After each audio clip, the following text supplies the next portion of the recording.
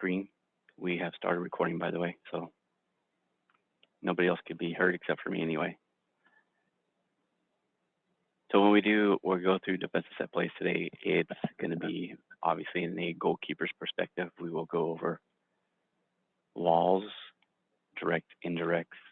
We'll go over corner kicks a bit, and we'll go over set plays in the different thirds of the field. So mainly, obviously, defensive third is the most of the set plays, and then we'll push into some of them that are in the middle third.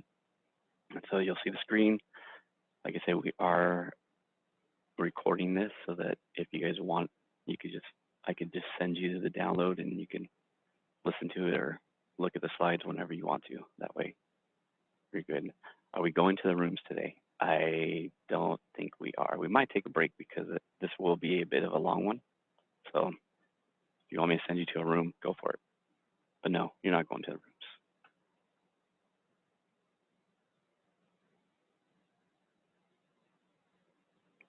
Okay, so we go. So first one we're going to go over and make sure we, again, if you guys could write stuff down, make sure you kind of look at it, listen to it. I will send slides out like I try to, as long as I could get them up. Do you need me to talk louder?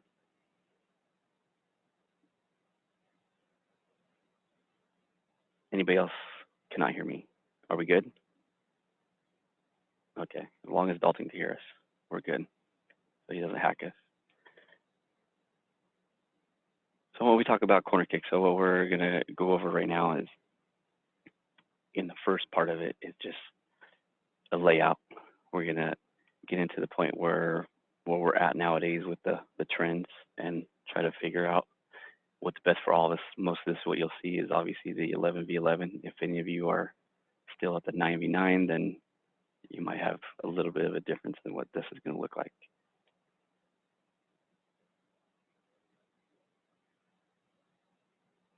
One second, sorry, we were still having someone that wasn't. The Jackson still has not gone onto the,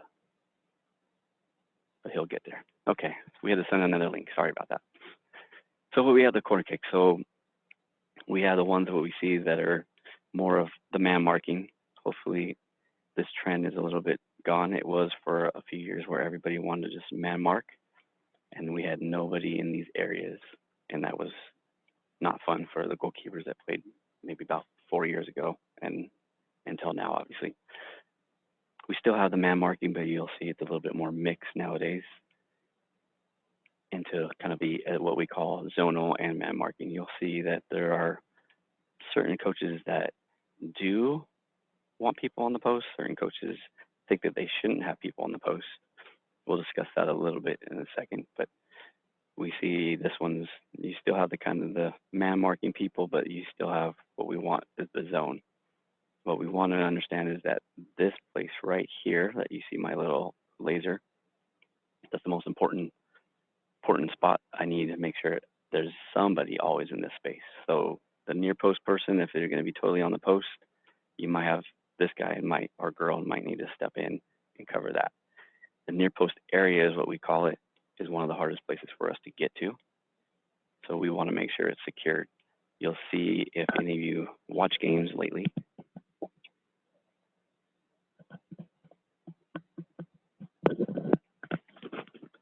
If people continue to watch games lately, the professionals, well, not lately, but in the past, you'll see what they call, they front load it. So what they're doing now is you'll have a person in this area, you'll have another person in this area, and the person that's usually in the middle will step a little bit closer until that we have almost like a wall in the near post.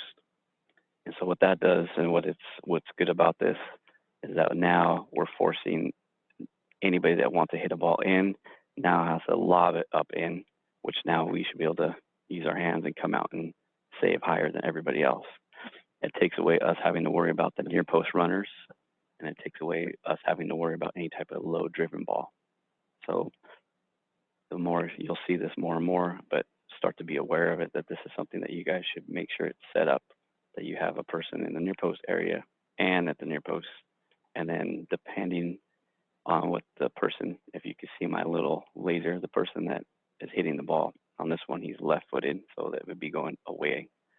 If he or she is right-footed and it's bending in, then obviously you're going to want to make sure that your middle person is a little bit closer, which you'll see when we kind of get into this slide. So this one looks a lot more zonal,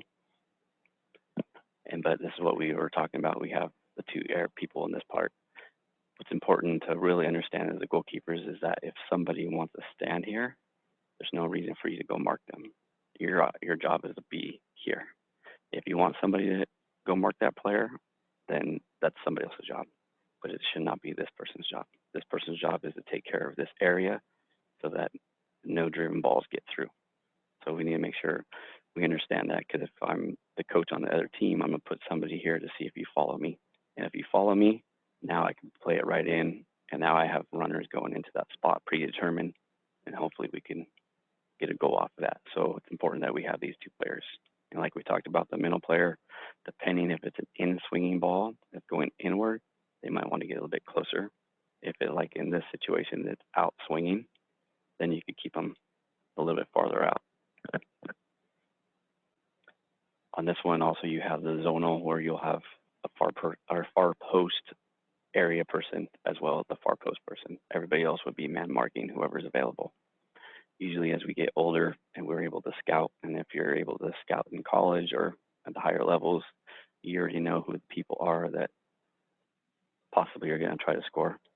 And so you're making sure that those people are man marked for sure with your best man marking people. It is a good thing to make sure we understand that the people on the post probably should not be your defenders. People on the post should be maybe the midfielders, the center middies, whoever does not like to head the ball. Because if they're not going to head the ball out here, then we're in trouble. So you want to make sure that you place the people on the post that are not defenders. Let the defenders defend. That's their job. So make sure they're out there defending. Everyone can still hear me? I saw we said earlier that no one could hear me, but are we all good to that now? Yes or no? Okay.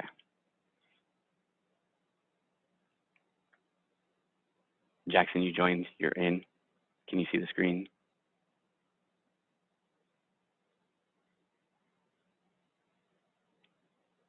Okay, I see. All right, so we move on. Do we have any questions? Anybody, I'm gonna unmute you for a second. Anybody has a question on this or has something completely different, tell me now. The guy that's in front of the goalkeeper, does he man mark or does he stay there too? This guy? Which one? The near post? The guy in the middle. This guy? No, behind him? Yeah, that guy. This guy that I have, okay. He doesn't really need a man mark. He could be more in that zonal. There'll be a lot of times, sometimes you'll have even the person will come and mark you guys. So that's one thing I forgot to mention. When we start having people mark you and step into front of you, try not to get into the point where you're having them marked, because all you're creating for yourself is a wall that you can't get around. Let them be there. Let the person just be aware and be a little bit closer to them. But let's not get into a point where they're having a battle, where they're fighting each other. So, okay. Does that make sense? Yeah. Yeah. Okay, so we move on. So on the corner kicks, like I said, it's at this point, it's a lot of times it still is what the coaches want, but we want to start to get to the point where we understand that the more that we know and have why we're doing what we're doing, and we could actually have that discussion with the coach of saying, I need somebody in the near post area that's level with the post. I don't need them on the 6, because a lot of times you will see people level them on the 6. That makes no sense, because this where you see shadowed, that's the important part, and that's the dangerous part. If you're standing here, it still could go over your head, and that could be dangerous. So again, they need to stay there, and you need to explain why, because that's the hardest place for us to get to if the ball is hit low. Obviously, this is all hard as well. But understand what now happens is if I'm able to front load and create almost like a secure wall, now I only have to worry about the slot and the far post when the ball goes high. So I've helped myself and negated to the point where I don't have to worry about a near post as much, because now I can just say away. I have people that could deal with it. Again, if it's in swinging, I can even pull them closer. I can pull them closer, depending on what we want.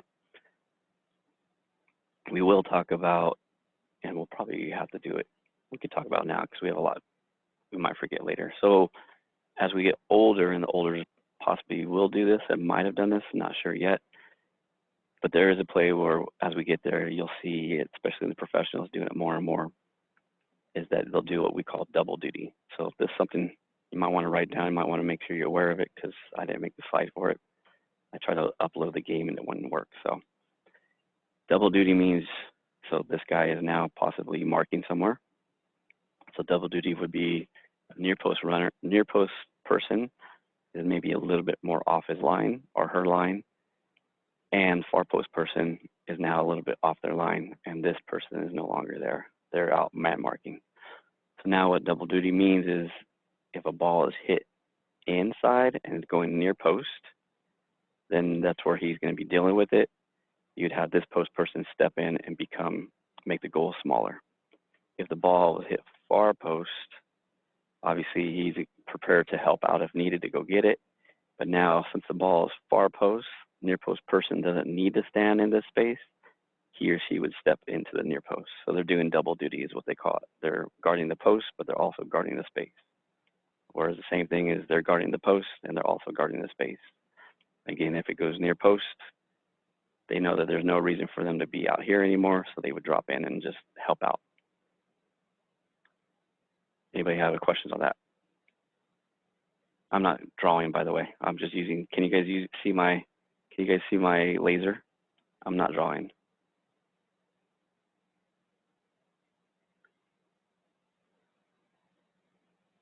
Okay.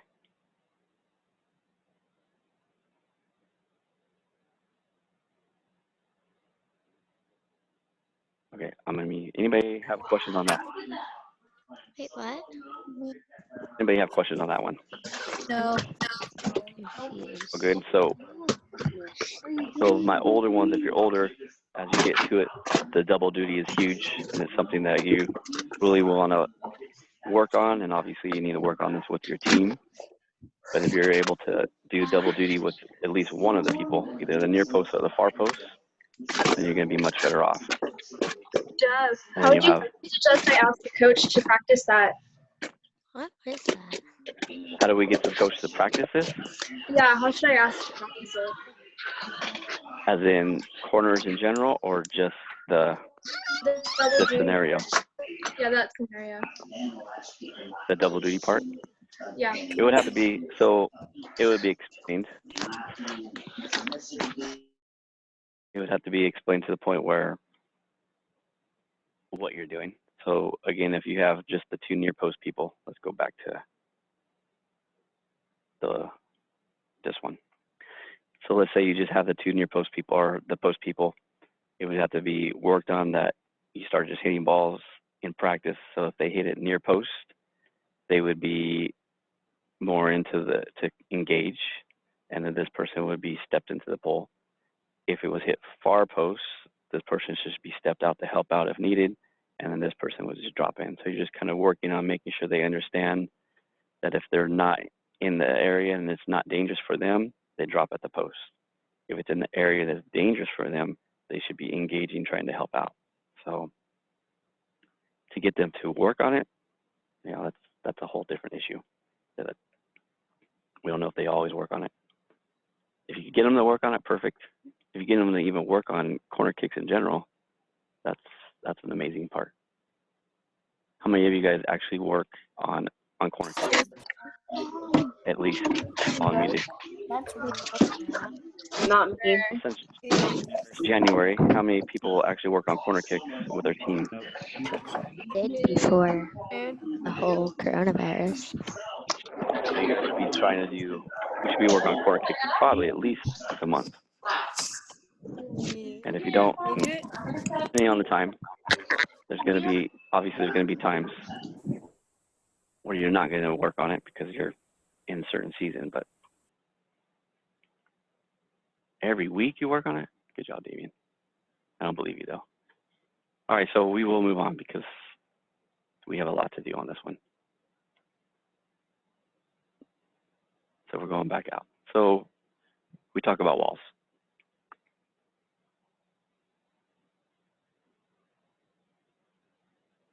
When we talk about, for the first thing we're going to do is the direct free kick. So obviously when you're going to need a wall. We go over quickly just so we start that we all have an understanding. Hopefully we should. So I'm not going to go over this as long. We want to make sure that when we're setting up the wall, we understand that we are on the post and that we are looking out towards what's lined up with the ball. And we're making sure that our people are either one person totally over the line of the post, or you split them in half. So depending on how old you are and how good you think the other team is with being able to curve the ball around. If they're going to be able to curve the ball around and you know that they could do that, then you're going to probably put a full person on the outside of the post so that they're not able to curve it around and in. So you don't want to be like this with the last guy because that's too easy for them to curve. So depending on your age is going to depend on, and the ability of who you're playing against is what you're going to look at for that. So if you know people that are able to hit the ball and curve it around that, you definitely want to push them a little bit farther outside the post. If you just need the wall to block it, then you probably are good with just having them split in half and moving them out. Okay. Make sure you guys are, if you have a question, set it on the chat so I can see it because I'm not going to see you otherwise. So on the next one, we move on. So then once we actually obviously set up our wall and we're hitting it, they're ready to hit the ball, we want to make sure that we are not behind the wall. Hopefully, I know we all know that, but you'd be amazed. And when I go watch the game, sometimes you guys look like you're still behind the wall. So just make sure you barely can see the ball enough so that you're able to mark the opposite side of the goal, or the wall itself is marking the near post of the goal. And you can see for the two outsides, you'll see obviously they're able to see it. They're able to see it. Now, at the higher levels, and this is something that we'll talk about a little bit more, that once you start putting 5 or 6 people on the wall, you're going to continue to make yourself move over more and more, which takes away your natural angle. And so what you'll do a lot of times, what we'll talk about is a lot of teams used to split the wall. And when they split the wall, it worked out, but then the attacking team got smart and they would put people in that gap, so now you still can't see. And so at the higher levels, what you'll see, if you notice, if you can see my little laser thing, these two have actually split slightly. So if you look, he's actually behind the wall, but he's not really behind the wall. He actually can see what's going on. So that allows him not to be all the way over here where he would have had to have been, which now puts him in a bad spot to try to save a ball that's way over here. So when you're at the higher level and you know they're going to bend it around or up and over, you want to be able to have that little gap so that you can stand a little bit closer to your natural angle, maybe in the middle or a little bit left or right of it, so that if they do hit it up and over, you're able to get there as quickly as you can. So just a kind of a side note, just so you see it, that is something to play with. This is something that obviously you would have to have worked on with the team. What about what? They fill the gap.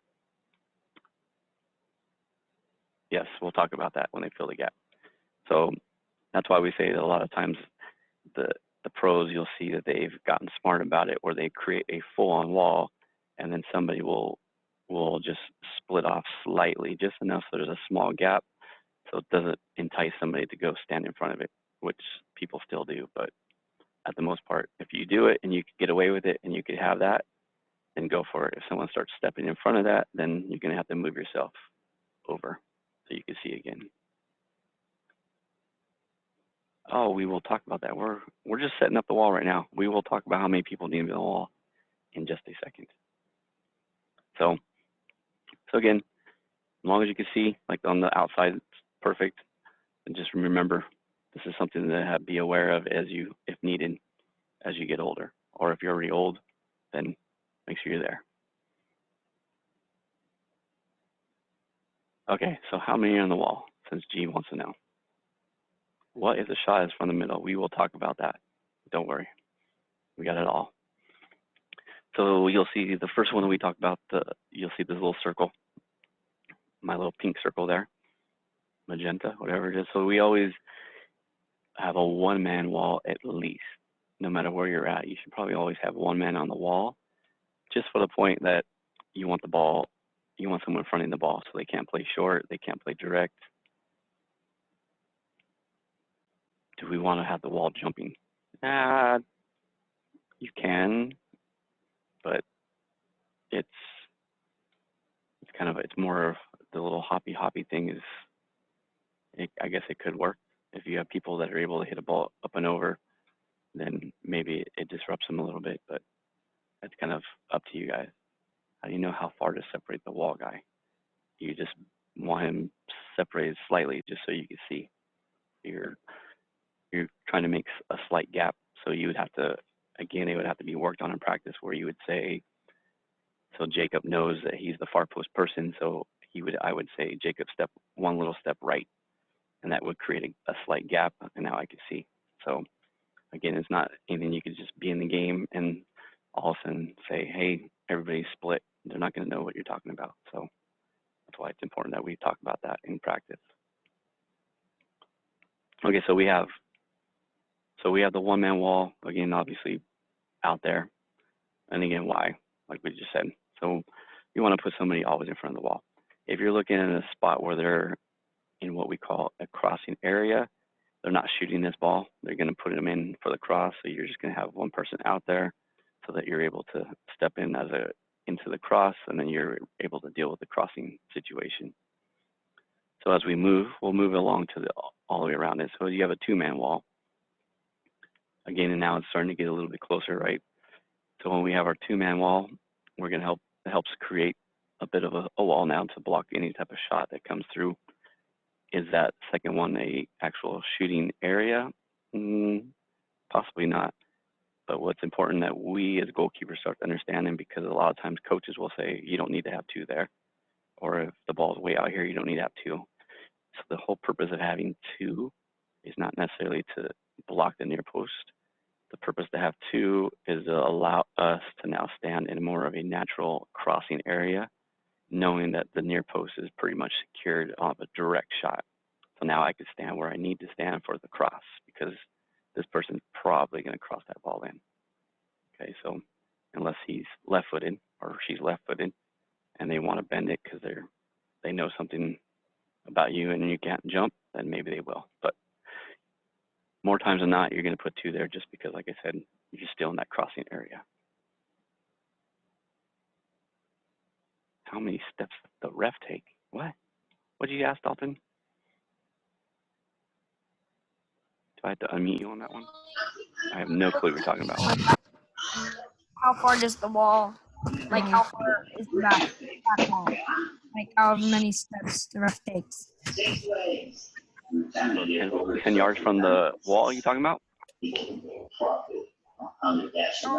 that what you're talking about?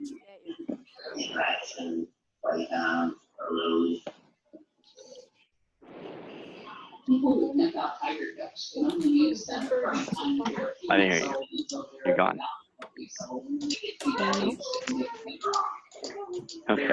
Well, so yeah, so obviously we have, it's always 10 yards. So if our wall, the ref makes us stand, take 10 steps back, 10 yards, and that's where the wall steps. That's up to the ref. So now as we go from the two-man wall, then we will shift in into more into as we get a little bit more into the middle. We're not going to do why because I just told you why. So let's go into our little three-man wall. And so as we start to get a little bit closer into, now we go into what we call more into shooting range. You're going to be into the three-man wall. So they're both circled, and we'll explain why. So once again, obviously the wall is going to create the shot blocking opportunity so that we can stand a little bit more into the middle. What just happened? What do you mean what just happened, Dalton? So when we have 3 in the wall, we have 2 different spots here. So we put the 2 different spots here on purpose because for the once you get probably in the ages 13 and above, like I said, the kids can and will be able to curve the ball. If they put 2 people on the ball here, does that mean 2 are on the ball and 1 on the post? No. That means all 3 are in the wall here. Okay, so, and we'll discuss that right now. So what do you have another question about that? Jacob, you're good? That makes sense? All 3 are going to be in the wall here. Okay, so if you have 2 people on the ball, you have to respect that the left footer could bend it in and around, so that's why you'd have 3. If it's just a right footer, then they probably could either shoot it or they're still at the point where they could cross that in. So if you have 2 people on the ball, you're probably better off going to go with 3 people here. Okay. Oh, okay. Dalton, can you hear me now? How'd you get kicked out? Okay, well, tell everybody to turn off everything. No Netflix while we're playing this, doing this, so that you don't get kicked out.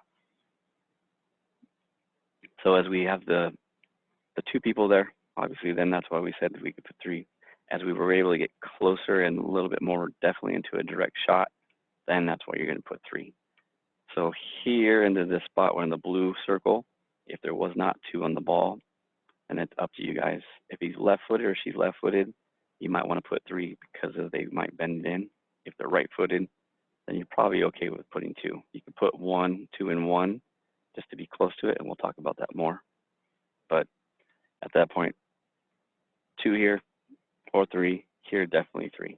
As you get closer to the middle, you're definitely going to make sure you're going to have more of a wall.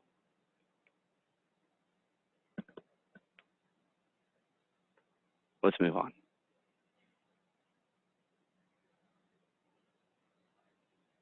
When it's direct shot, could the wall rush?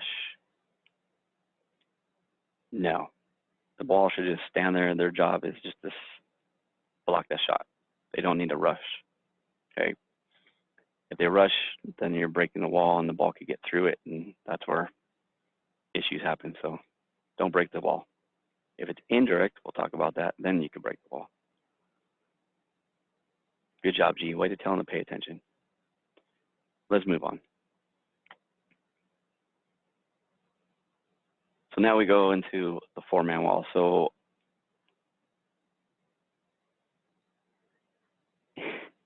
if we have the 4-man, now we're in the more in the middle. So what we did here, and we'll talk about this a little bit, we split it right now. But right now, let's just say that there is 4. You're putting 4 anywhere that's, for the most part, anywhere at the corner of the D to around 6 yards from the 18-yard box. So meaning the corner of the D, this is the D. So the ball's anywhere in this area, all the way to about here. You're going to always have the overlaps. Then you're going to have 4. If the ball is indirect, then I should rush and my defenders stay in goal. Okay, well, not out here because the ball's 20 yards away. So maybe they mean closer. We'll talk about that later.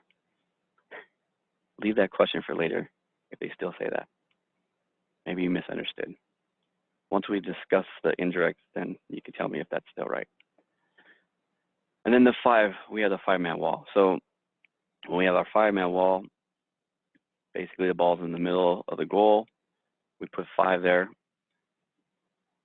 This is where it starts to get a bit tricky, and this is where, for me, if you're going to put 5 in the wall, all you're doing is making yourself be in a very, very bad angle for the shot. So I think the question came up earlier, and we'll discuss it. The ball's right down the middle. So which side do you set up the wall on? Left side or right side? Does anybody have an idea?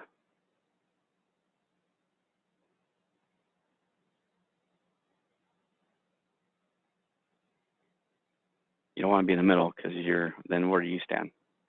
So you still always want to make sure the wall is either covering this post or this post. So you're gonna have to pick a side of where you're gonna put. So if the ball's here, where will we put them? Left and right. Left, middle. My ball might be off a little bit. Whatever side the opposite of the shooter's dominant foot. Jackson, I unmute you so you could tell me what you mean by that. But you're on the right side. You're definitely there. Outside of the Jackson, say it again. If it's a right-footed shooter, then you put your wall on. Then you would put the wall on the right side. You put the wall. So here he's Oh, right-footed. I messed up when I said I meant whichever side is the same as the shooter's dominant foot. Okay. So if he's right-footed, you'd put him on the right side? Yeah, I put the wall on the right side. Or your right side? Wait, no. Put it on my right side. Your right side. So they would be kind of like Yeah. what you see in the picture? Yeah. Okay. Okay. Victoria, your audio is glitching. Is my audio glitching or is your audio glitching? Probably mine. All right, we will mute everybody. So yeah, so he's definitely on the right track. And we want to, and we'll explain that right now. So we're going to kind of show a slide that shows it. So what we want to understand is that number one, there's two ways of looking at this. You want to set the wall up on the side that you could dive better to. Number one. Okay. There's two ways of that though. Like Jackson said, there is the other one where you're looking at the dominant foot, but you want to actually look at your better side diving. So what we mean by that, we're going to move on to a better view so I can explain it. So let's say ball's right down the middle. So we've set up our wall on our left side. And why at first, what we're saying is we're doing that because we dive better to our left. Okay, so we would put the wall on the side that we could dive better to. Because remember, we're going to be way over here. And so if they pop it up and over, are you able to take a step or two and just fly? So that's why when in doubt, and if there is no other clue, which we'll talk about in a second, then that's why you would say you would always want, if it's right down the middle within a yard or two here and there, then you want to put them on the side that you could dive better to. If there's an if on that, there's always an if, right? If you're having the point where, again, this is your better side that way, then you put them there and we're prepared to save. But we want to make sure now is that what Jackson was saying earlier, so we see that this guy looks like he's set up to hit it right-footed, and that means he's going to be hitting it away from us. So what we want to try to start doing on that part is we want to put the wall on the opposite side of the right-footed. So again, if he's right-footed and he's going to try to bend it, the bend is going to go towards you. And so you always want to make sure the wall, if you have that, so let's say there are two in the wall, okay? So we put two in the wall. Let's make two. Well, there he is. We don't have another guy. There's our two. So if we have two on the ball, can you have permission to do what? Do you have a question, Dalton? Okay. So if we have you have two on the ball, now you have to respect that they could play either left or right-footed, if there's a left or right-footed person. So what we're saying here is if we know that they're right-footed and we want to put the wall on the side that's going to curve back towards us, right? So we don't want to put the wall on the opposite side because again, you're going to be stepped all the way to the left. And now if the curve is going to go away from you, that's going to be a lot harder for us to even get to. And so if the ball's right down the middle, we want to be aware of that as well. That, okay, if we see that he stepped up as right-footed, then we probably don't want to put the wall on this side because we're going to have to be so far away and we don't want the ball to tail away from us as we try to dive. We want to make sure that, again, the ball is going to be curving towards us, if that makes sense.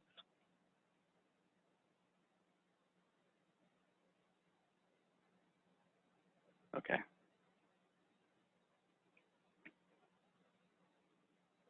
Questions on that? You're unmuted, so does anybody have a question or not? No. Jackson, does that make sense? Yeah. Yeah, maybe. I mean, I don't. Yay. Jackson, was that you? No, I said it makes sense.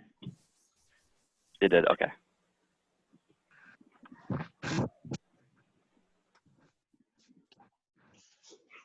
So we move on.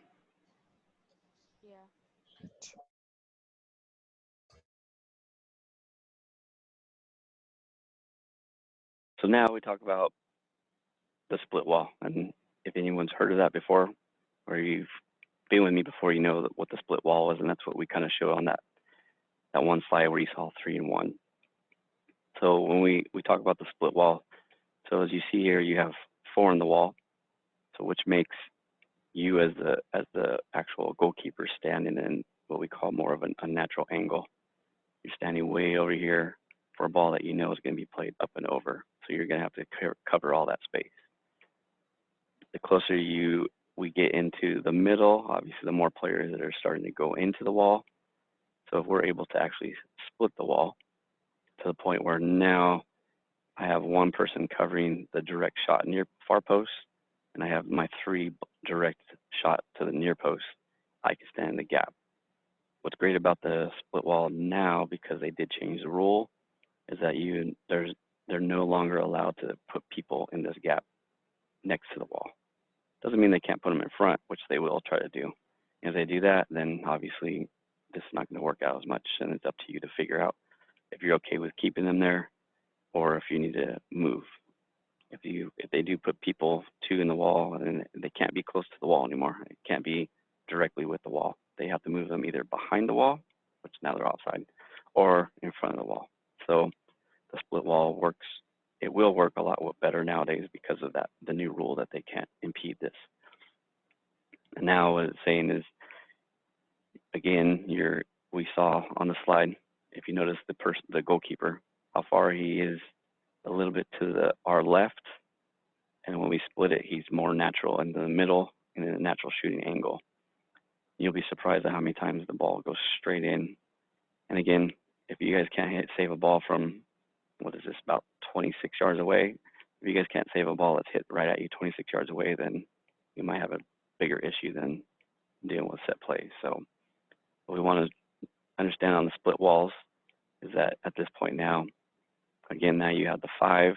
We talked about how far away you're going to be. You probably possibly see 6 there sometimes. If we could even get to the point where you split the 5 and go 3 and 2, where now you've set up a wall on both sides of you. And again, when you're setting up the wall, never go and check this post, your natural post, and then wait and go check this post. The far post one needs to just be as much as you can on eye, and that the person should be helping you just to take a look back to make sure that this is covered. And all it's doing is making sure that they can't hit a direct shot into that area, and that they can't hit a direct shot into this area. Now it has to go up and over this way and up and over that way. And if they do decide to hit it right down the middle, hopefully you can deal with it. Stop typing so much on the little chats. I need you guys to keep the chat only if you have questions, not just to talk, or else I'm gonna have to take away the chat too. Got that, Dalton?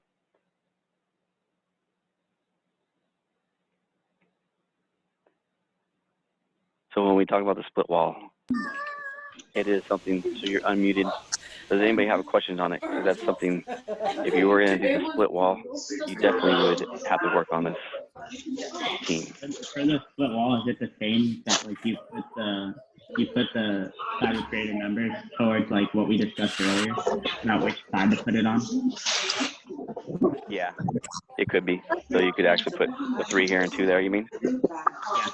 Yeah, or you could put 3 and 3 if you really wanted to. So it would just be more of what you are comfortable with. Okay. So Should you I put already my wallet in? fill on that space in between, I thought. Está cerrado, no What was puede that? entrar. You guys good? You got it? Fill in that space. I'm gonna mute you guys, but if you have a question, I'm allowing you to unmute yourself and ask the question. That way I don't hear everybody at once. So if you have a question, you're gonna have to unmute yourself. Doesn't the other team have to fill in that space, I thought? So yeah, so that's what we talked about, that if they fill in the space, then they do. I mean, it's something, if they do it, they do it. But we said already that before the new rule hit, which just hit this year, they would fill in this gap and they could touch everybody. Now they can't be touching or be close to the wall. They have to be in front of the wall or behind the wall. Obviously, they won't be behind it because they'll be offside. So they'll be, if they want to do it, they'll be in front of it. So they create a whole another wall in front of you, then you're gonna have to get to the point where you're probably gonna have to pull these two and put them up against the wall. Why was And that then you're rule gonna, made?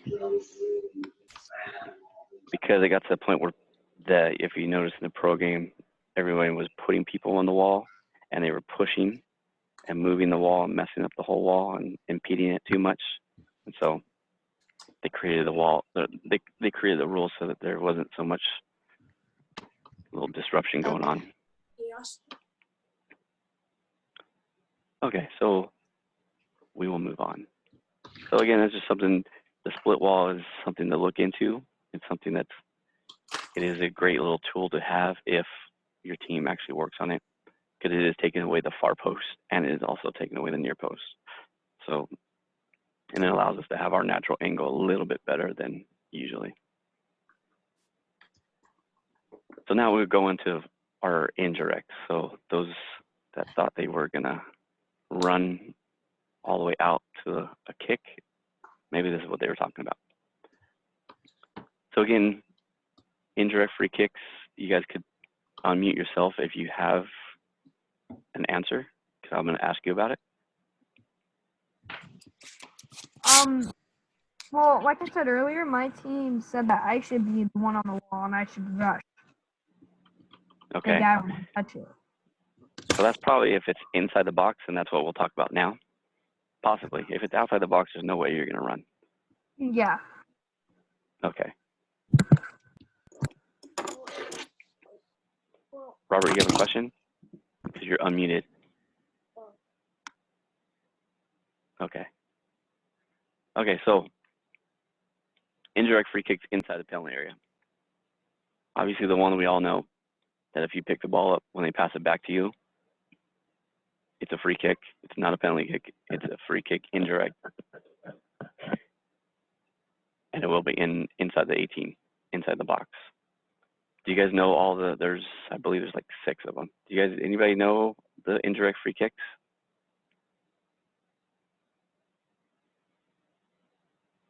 Oh, well, we're gonna find out now, because it's something you guys really need to know, and we gotta know exactly what it even means, the indirect free kick. So hopefully we'll all understand. If we don't, quick little thing, indirect free kick means the referee's hand should be placed straight up in the air, which means 2 people have to touch the ball, right? So if the referee's hand is pointing directly forward, that's where you know it's direct. And that's going to be important, because if it's an indirect free kick and they, let's say, hit it from like 30 yards away from the side and they hit it on goal and it's going in and no one else has touched it, if you don't touch it, it's not a goal. If you touch it and miss it, then that's the second touch. So indirect means it just has to touch 2 people. It doesn't matter who it touches, it just has to touch 2 people before it could go in. So when they say the ball has to move first, it doesn't have to move first. It just can't go in the goal before it's hit twice. So just so we understand that on the indirect, you don't have to touch it and then hit it. You just have to touch it before it hits somebody else, or it's not going to be a goal. So we have the pass back rule, and that's would be an indirect free kick. We do have the 6-second rule. You don't hear that called much, but it does get called. Or if you hold the ball longer than 6 seconds and it looks like you're delaying the game, trying to stall for time, they can call you for it, and it would be an indirect free kick inside your penalty box. It did happen in the Women's World Cup a little while ago for the USA against Brazil, where the Brazilian keeper held it, and they got the kick, and they scored to tie it, and they went on to go to the final that year. They lost, though. So they will call you on dropping the ball and picking it back up and kind of delaying it. So if you hold on to the ball and drop it and dribble and then pick it back up, anything like that, that's considered delay of the game. That they will make it more of an unsportsmanlike, and they will give you a free kick inside the box for the other team. Dangerous play. So a dangerous play. So if anybody has a high kick or they're kicking on the ground and the referee feels it's a dangerous play against your defensive team, then that would be an indirect free kick inside the box. So it shouldn't be a foul. So if one of your players kicks somebody else in the head, that shouldn't be that technically not a foul. It's an indirect dangerous play. So it should not be a penalty kick. It would be an indirect free kick. And then obstruction. So obstruction would be a lot of times you see a lot of when the ball's going out of play and the defender maybe is obstructing or shielding the ball out. As long as they're moving, that's considered shielding. If they were to stop and totally push backwards, then technically the referee could call obstruction, which would be indirect inside the box. So that they don't call that much when the ball is going out of bounds. You might see that maybe more if, let's say, a person got the ball in the box and he or she held off the player so that somebody else could come in and kick it. That would be where you'd see more of an obstruction. So those are the ways that it could be indirect in the box. Now, this is for those that the club said run. This is when you would run, right? So if you're going to need to have an 11-man wall, because let's just say someone passed it back to you and you decided to pick it up. So there you are, you picked it up. Now the ball's pretty much on the 6-yard box. If you're playing 11-11, every single person is in the goal. If you're playing 9v9, every single person is in the goal. Whatever you're playing, everybody's in the goal. Okay.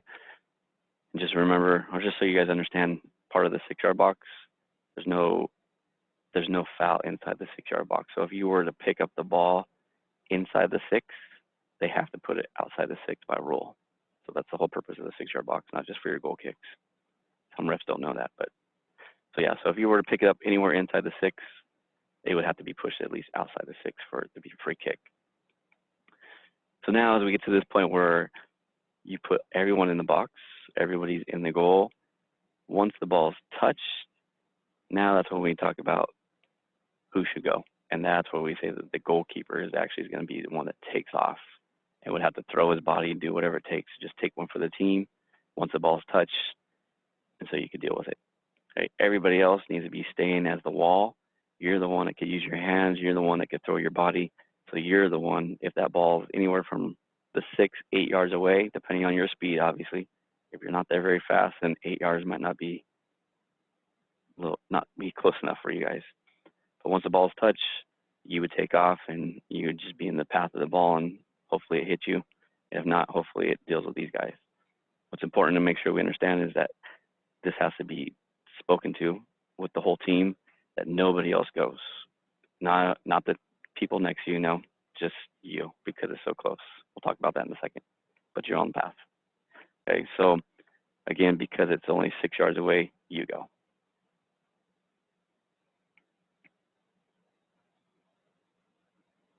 Now the ball is a little bit farther away, so we look at maybe like 8 to 12 yards away.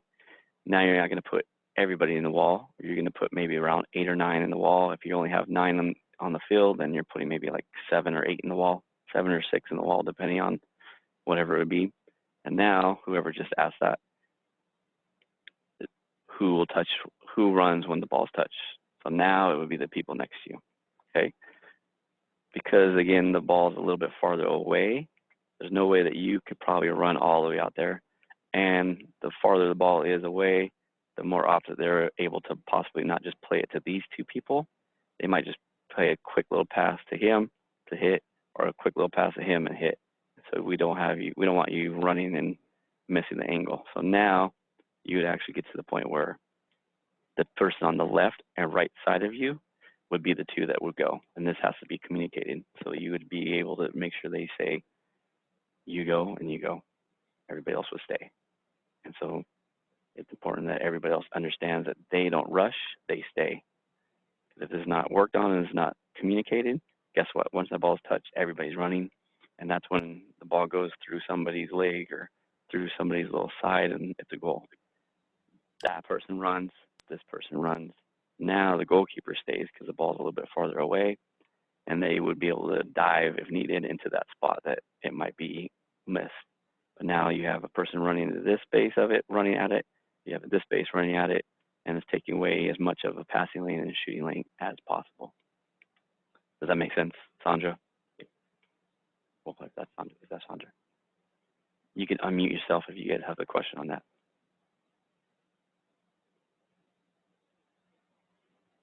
Good? Okay.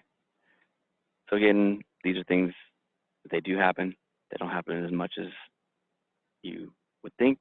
They do happen though, and there's certain things that should be worked on. At least we should have the idea that if we're bringing back that many people, the 8 people there, and then obviously the other people should mark. So either this person maybe should be marking right here.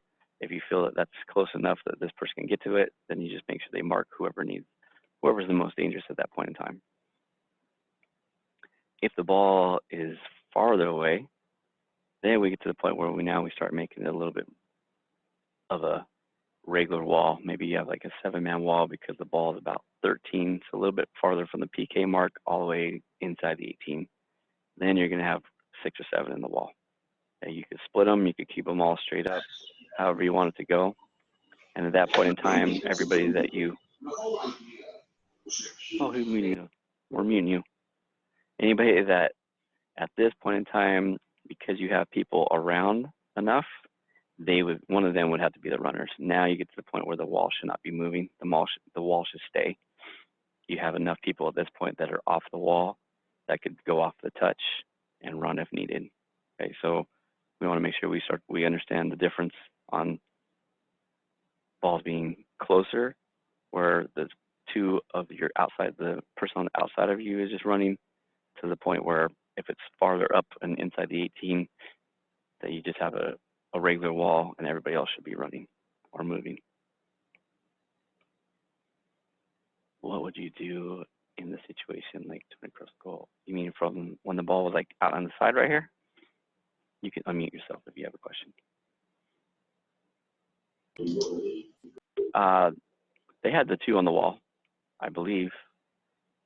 Once the ball was touched, is that why you're saying? Because once the ball was touched, it messed up the angle and they were able to bend it in. Number 1, that was an amazing goal. So I guess that you just clap. I don't know. But what they did at that point was they had the wall there, but since they touched it out and now the wall is basically obsolete and they were able to bend it, then that's just kind of a great thing. I don't know if he looked like that when I watched that again, the goalkeeper didn't move into the next part of the angle. He kind of stayed.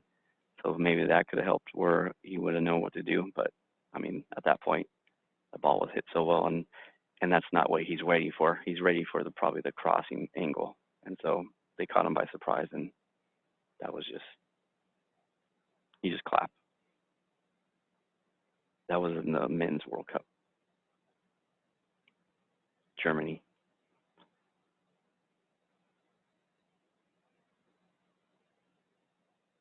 In a situation like that, could your wall move in the 7-man wall? You mean could they run? They could run, but again, at this point, it starts to get to the point where it's farther. So you want the wall just to block. So you want them just to stay as much as you can. You want everybody else. You're going to have, like I said, we're saying this is 11 on 11. If you have 7 in the wall, you have at least a few free people that could deal with it. So.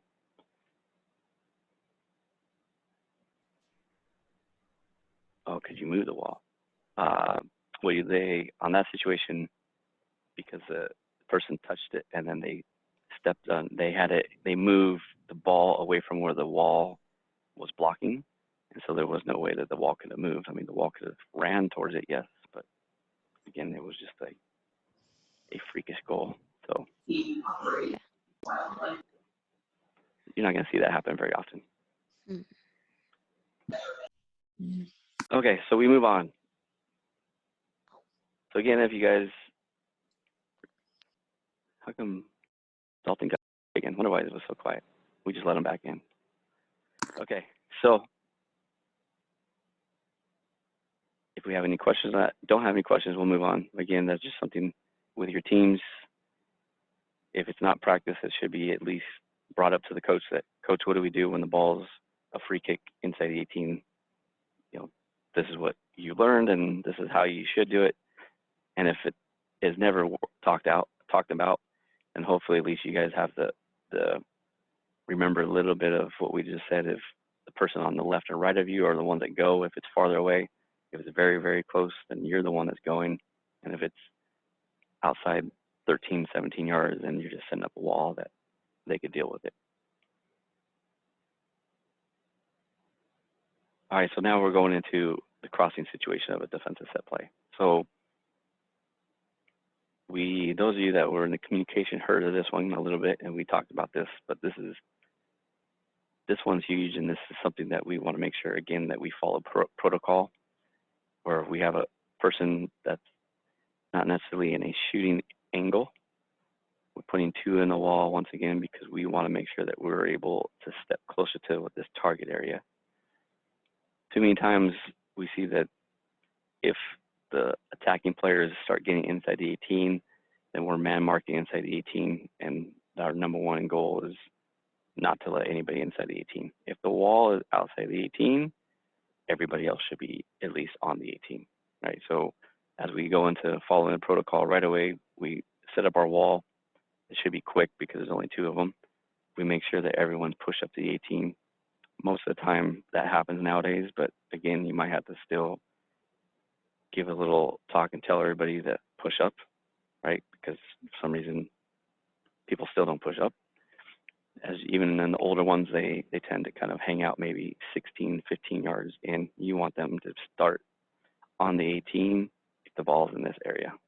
If that wall is outside the 18, then you definitely could make sure that your team starts at the 18, because naturally they're going to drop off as the ball's hit. So you don't want them to start 14 yards out and then end up 12, 13 yards when they drop off. So you want them to have that natural line. You see that our little linesman over here, it allows that linesman to see that natural line as well. So if they do step off too early before the ball's hit, hopefully it would be an offside call. So as we watch our little thing, you'll see why it's important that we also put them in our little danger area. You see our little red spot there with, I don't know where all these little sprinkles came from, but we need to make sure we have someone almost just like the corner kick. You're going to have them in that near post area. So we have our little game here where, is it working? How come it's not on? Why is it not on?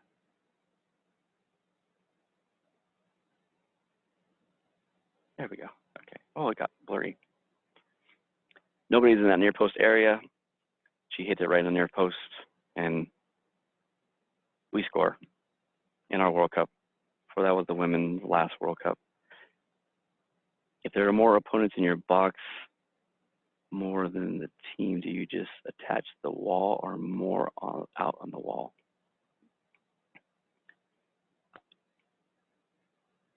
What do you mean by that? I don't know if I understand. So you want to man mark as much as you can. You should have enough players back. To have only two in the wall should still allow you to have enough people to man mark if needed. Again, you're probably going to have, they're going to still have their two center backs marking your one forward, because they never want to be numbers even. So you're probably still going to be okay. If for some reason they need a score and they send everybody, then you're sending everybody. Again, you're putting the two here because you want to make sure that you're able to step out higher. You just don't want to have the chance that they might shoot that in. And again, we see it one more time. So what we're looking towards and what we'll talk about is, so this one's a little bit different because the ball is inside the 18. So they're even with the wall. So they have to be that close. That's just because that's where the wall is. They have no other choice. But what they failed to do is they didn't put somebody in that near post area. And once you don't do that, if people see it and coaches have it where they design it, now they're able to just drive that ball in. And unfortunately on that one, nobody touched it. She got it and she scored. One of her 8 goals that she scored. So we want to make sure we push everybody up to the 18. We want to make sure our wall is situated. And then we want to make sure, obviously, that we put someone in that near post area. So now if they put someone in the near post area, does she even try to hit that ball there in that game? Probably not. She probably doesn't drive that ball anymore. So now she probably has to play up and in. And now it's a whole different scenario. So you took away that scenario, causing them to play it higher. Again, we put 2 in the wall so we can step higher so that if the ball is played up, can we go out and deal with it? So can you add an extra man to cover the area? Of course. So you could put 3 there. You might even want to put a little bit off. So what you might look into is, depending on what's going on, this person could have been third. If you know that there's not enough people to play there, then that person would have to drop off and go into there. So just it's depending on what you feel. If this person, if they put 2 in the ball and you're afraid that they might try to bend it in, then yeah, put 3 there just to make sure. But this person definitely needs to stay there.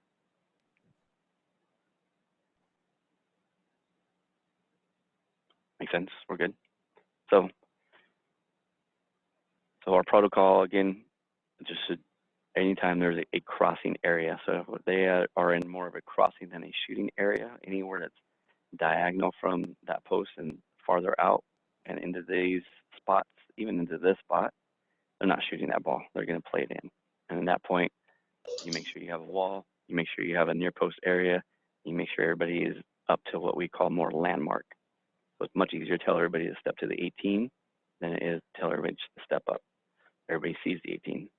If the 2 are inside of the 18-yard box that you saw in the video, then that goalkeeper would have said everybody should be stepped to the wall. And so they should all notice where the wall is.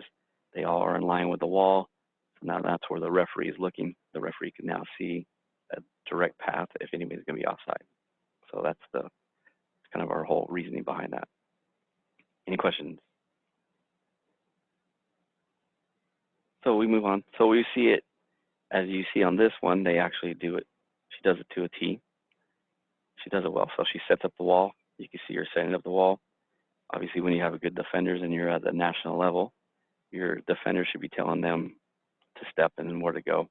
Notice there's a space there. You'll see the keeper tell her now to get there.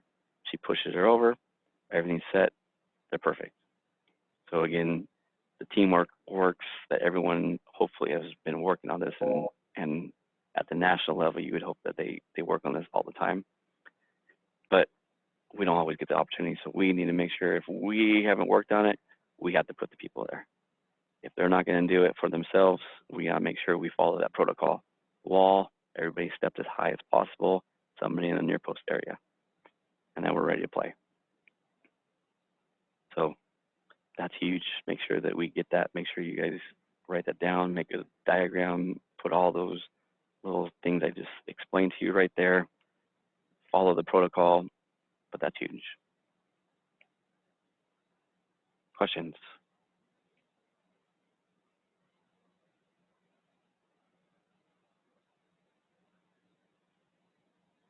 We won. Sweden won that game.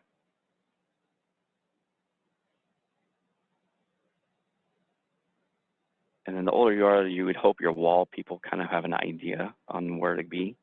As you saw, that if you noticed that she actually turned around and was looking at that any of the higher levels, they should kind of have an idea. We don't ever want to trust them totally because some of them don't put themselves there. But in this situation where you know it's going to be a cross, you're just having those 2 there just for the purpose of blocking the near post area so that you can step higher off your line. Questions?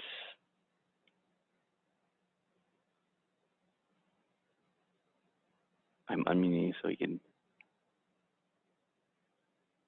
Oh, yeah. There it is, if you need to see it. I will send you guys these slides, so you guys should be able to have them. That way everything you've seen tonight, I'm going to be able to, I'll either send it to you and make it bigger. Okay. Can you do that? You guys can make it. It should be able to, once You you have can the make it slide. bigger where that line. if you put your cursor on it, it has like an arrow going both ways. If you can do that, you can either make it bigger or smaller. Which one? There's like two lines going down in between like where everyone's faces is at and all the like videos, and then your screen. If you press the line in between that, and there should be two arrows in between, like two arrows going out, and you can move it bigger or smaller that way. Oh, okay. So you guys can see. Is it small for you guys right now? Lisa got it. Thank you. Oh, okay. I'll say because mine it was big, but yeah. So I will. When you get the slides, like so you can print them out. You can make them as big as you want. You'll be able to see it. And so, what time is this ending? It is ending when I say we're done.